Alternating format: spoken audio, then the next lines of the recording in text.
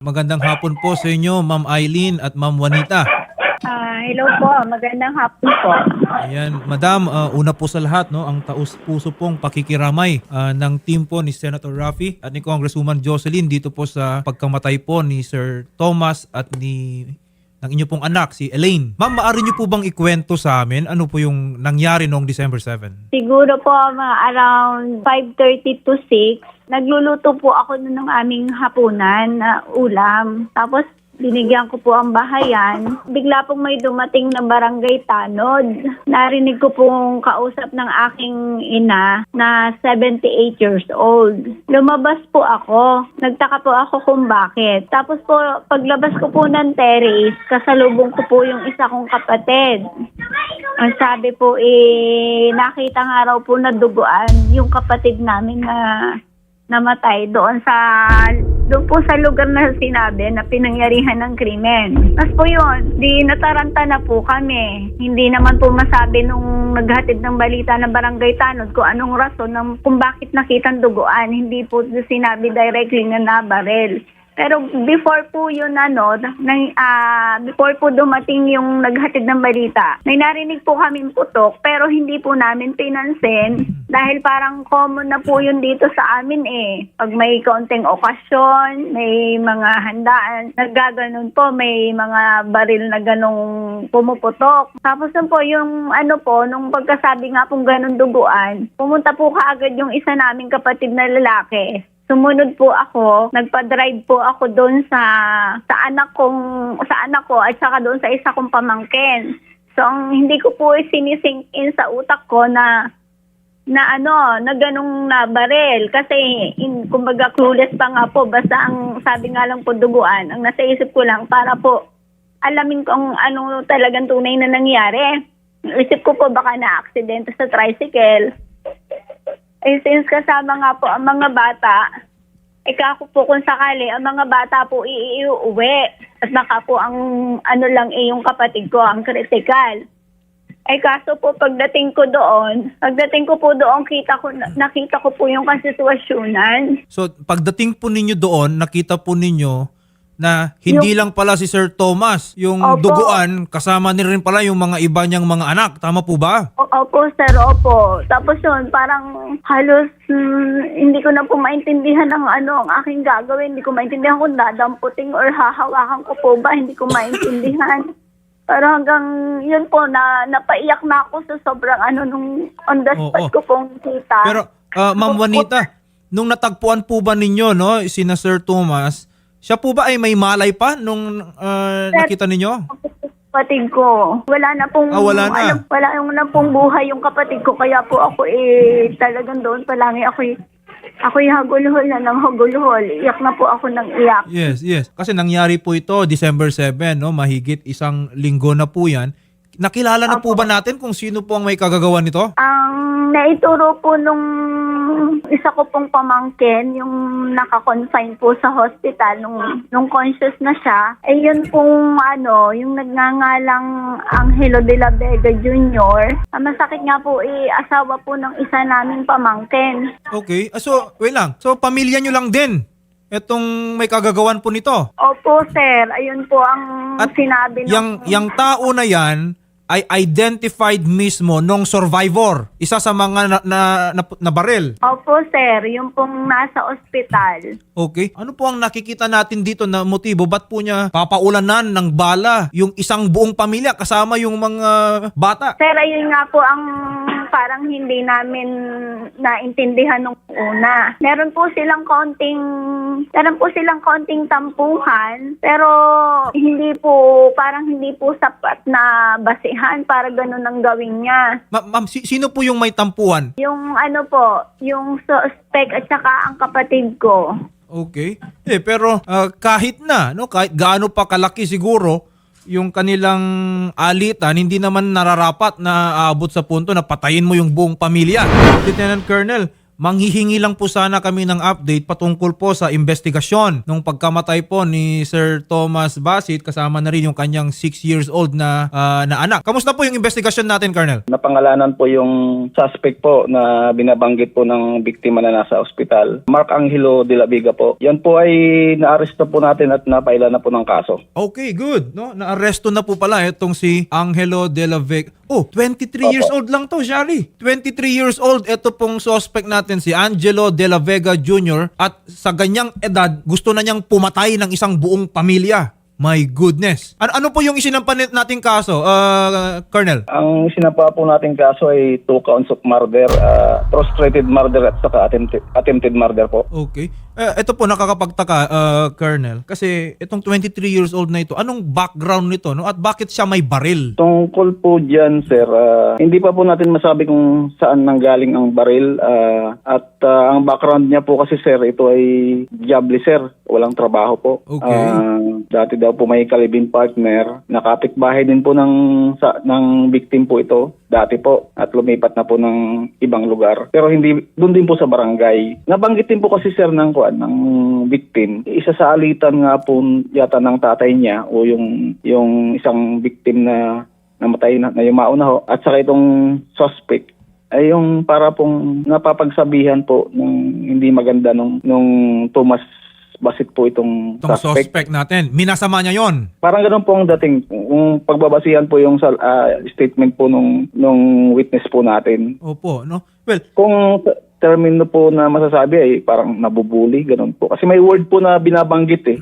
Salitang parang Batanggenyo po yun na Okay. hindi maganda ang dating. Yun po yung katawagan ni victim doon kay suspect. Sabi nung witness po natin, na kapag nakikita po sila, yun po ang itinatawag na masama ang dating po nung salita na yun. kung nakasuhan na yan, nahuli na rin itong si suspect, magpuproceed na po yan, no, sa hearing. Gusto ko lang din po malaman, no, hindi naman po siguro yung identification lang ng isa sa mga survivor ang hawak nating ebidensya. Siguro naman, pinag-aralan din po natin yung crime scene. Tama po ba? May mga witnesses na po ba tayo, Colonel? Yung crime scene po ay na-process na po ng SOCO. Okay. At sa witnesses po, bali, dalawa lang po sa ngayon, yung dalawang anak po ng biktima na nag-survive at saka meron din pong yung first responder po na civilian, yung pinakauna pong nakakita sa place of incident o nakatagpo dun sa mga biktima po, Okay. na taga dun din po sa lugar. Nung nahuli po ba natin itong suspect, inamin po ba niya yung krimen? Wala pong pag-amin, hindi na po nagsalita po yung suspect after na maaresto po. Okay, yes. Pero na-aresto po ba siya the same day? Ilang araw pagkatapos po nung krimen, Colonel? 3 days na po ang lumipas po nung naaresto po yung Okay, suspect. 3 days na. At yung nagamit po na baril, na-recover na po ba natin yon? Wala pong na-recover na barrel, sir. Night. Pursuit operation naman po ang nangyari kaya inabot ng 3 days. Okay. So baka naitapon na niya yan somewhere else.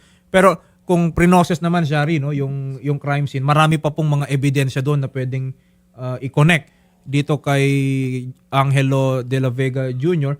Although, natanong ko to siya rin, no, kasi maganda, no, or malakas yung ebidensya ng testimonya ng survivor kasi nandun siya mismo nakakita sino ang pumatay sa tatay niya, sino yung nagpaputok ng baril sa kanya at sa kanyang mga kapatid. Pero ganun pa man, yung atin pong mga witnesses, kung meron man, narapat din po na ipresenta rin po natin sa korte kung meron pang ibang eyewitnesses, no, Colonel? Yes po. Gagawin po natin sakali pong may makuha pa pong witness po. Ayan po, no? Sige po, Colonel, kami po ay natutuwa na huli na, nasampahan na ng kaso ito pong si Angelo de la Vega Jr. Siyempre, siguraduhin po natin, no, na lahat ng ebidensya natin na preserve para naman hindi lang siya nakasuhan, siya rin po ay mananagot sa ating batas. Okay? Opo, sir. Lahat po ng ebidensya po, sir, talagang ibiniling ko po sa investigator on case na i-preserve at iayos po yung lahat po ng documents, pati mga evidence po na hawak po natin. Sige po ha, Police Lieutenant Colonel Roel Gabito, maraming salamat po, ang Chief of Police Nasugbu, Batangas, PNP. Maraming salamat po muli. I think ang balita ko, Shari, si Ma'am Eileen ay isang OFW. Tama po ba, Ma'am? Kakababalik niya At lang. kakabalik lang po Opo, niya. opo. So nalaman Opo. niya itong lahat ng ito, she was abroad. Opo. Ito po ba, Ma'am, ever na-meet niyo na po ba etong si Angelo nung nasa Pilipinas kayo? Opo, at Kapitbahay lang po namin. Kapitbahay lang. At Opo. kamusta naman nung nakakausap po ninyo siguro noon? Naisip po ba ninyo na kayang gawin nitong batang ito, itong krimen na nagawa niya ngayon? Posible din po kasi may pagbanta na po dating chat po sa akin yung asawa. Colonel, Yes, ma'am. ilan po yung suspects pala natin dito? Bali, sir, ang sabi po kasi ng victim, sir, 3 po yung nakita niya sa place of incident na tao po. Ang na-identify niya nga lang po ay itong si Angelo de la Vega. So may Yung mga dalawa kasamahan po- siya, di niya lang kilala o di niya namumukaan. Hindi niya lang po namukaan. Yung dalawa po yung hindi namukaan. Okay. Well, it goes to show, Colonel, na kailangan pa po nating investigahan lalo itong insidente na ito. We conduct backtracking. Mahalaga rin, no? Kung may nakita tayong eyewitnesses, malaman natin, sino ba yung mga kasama nitong Angelo de la Vega nung gabi or nung araw po na pinatay niya itong sina Tomas Basit at yung anak po nito? Yan po ang tuloy-tuloy po ang investigation na kinakandak po natin. Aalamin lahat po kung mga nakasama po ni Angelo before and after po nung incident po. Doon po ba sa crime scene, Colonel, base doon sa mga basyo ng bala na nakuha po natin, iisang baril lang po ba ang ginamit or ilang armas kaya yan? Kung pagbabasihan po yung mga nakuhang empty shells po dun sa crime scene, nasa 2 klase ng baril po ito, sir. Okay, so totoo nga, hindi lang isa ang dapat na managot po dito. Hindi lang itong si Angelo, okay? May nabanggit po kaya, Colonel, si Angelo? Wala na pong Nanahimik daw nasabi, eh. ma'am. Hindi po Oo. nakilala po talaga yung dalawang Pero, Colonel, iba pa. opo, nabanggit po ng kinakasama ni Sir Tomas na meron na po palang pagbabanta, okay, na naganap dati galing dito kay Angelo. Okay? Ma'am Eileen, aside from Angelo, meron pa po bang ibang pagbabanta na natanggap ang inyo pong kinakasama? Meron po. Meron din. Ibigay nyo yung pangalan kay Colonel. Malamang siya na rin yun. Okay? Isama po natin sa investigasyon. Okay? I'm not saying na siya exactly yon, pero narapat lang na i-consider natin siya, Rick, kasi kung yung isang nagbanta is si Angelo de la Vega at tinuloy nga niya yung pagbabanta, pinatay nga niya, okay, at meron pa palang ibang nagbanta, isama po natin sa investigasyon. Colonel, pwede po ba? Yes, sir. Yes, sir. Papapuntahan ko po si ma'am sa ating pong investigador para makuha po yung detalye, pangalan po nung isa pang sinasabi pong tao na may pagbabanta po dun sa ating naging biktima po. Ito, no, umaasa naman tayo kay Colonel kasi naging mabilis naman yung action po ng ating kapulisan, no, ang Chief of Police po ng Nasugbu, Batangas. And I think, Colonel, sumisikip na yung mundo sa dalawang ibang suspects. It's just a matter of days, mahanap din po natin yan. Kasuhan din po natin, ha, Lieutenant Colonel Gabito? Opo, sir. Asahan niyo po na kapag ka may panibagong suspect at na nagkaroon po tayo ng ebidensya po isa makakasuhan po. Opo. At one final thing lang, Colonel, kasi kanina narinig ko kay Ma'am Juanita na parang kung may mga okasyon daw dyan, parang normal na may mga parang naririnig silang putok ng baril. Make sure, ha? Tingnan nga po ninyo yung ganyang parang nagiging tradisyon. Hindi po nararapat yon kasi kung nagiging customary na magpaputok ng mga baril kung may mga okasyon, we are exposing yung mga tao po sa unnecessary danger. So, Colonel, sana po mabantayan po natin yung situation dyan po sa area. Opo, sir. Ang ginagawa po ng ating kapulusan is lahat po ng yung tinatawag po nagpaputok ay agad po nating nirerespondihan, inuhuli at kinakasuhan po yung mga previous months kahit itong buwan na ito po at tuloy-tuloy po ang application ng search warrant natin doon sa mga loose firearm holders po sa within Nasugbu. Actually po, sir, nung 3 days bago po nangyari ang insidente, nakiusap ako sa mga kapitan, barangay captain through messenger.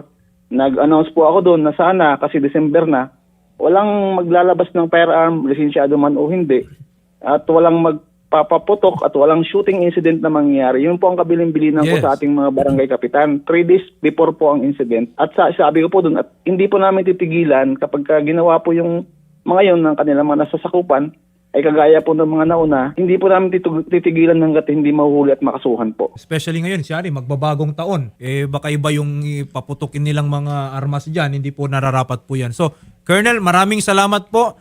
Si Police Lieutenant Colonel Roel Gabito, ang COP po ng Nasugbu, Batangas. Maraming salamat po muli, Colonel Gabito.